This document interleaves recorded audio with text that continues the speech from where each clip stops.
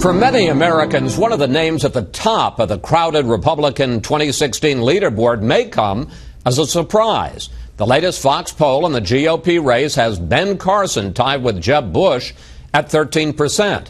Senior national correspondent John Roberts sat down with the doctor to see if it was an announcement bump or something more. I just love you. You're our next president. For fans of Ben Carson, the poll results are no surprise. His story of self-determined ascent from crushing poverty to world-renowned neurosurgeon to presidential candidate draws voters across the country like moths to the flame. Do you see yourself as an inspirational candidate? I would hope that inspiration would be a part of it. You know, we have to heal the country. We have to inspire the country as well, and we have to revive the country.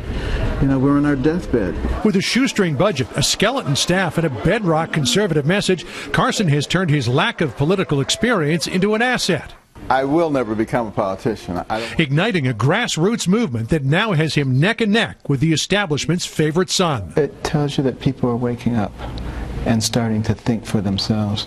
And that is an incredible thing when you stop and think about it, because we've been conditioned to listen to the political parties, to listen to the pundits, and they tell you who you're supposed to like. Carson prides himself on his lack of political correctness, though he sometimes overshadows his own message, like when he was forced to apologize after declaring homosexuality is a lifestyle choice.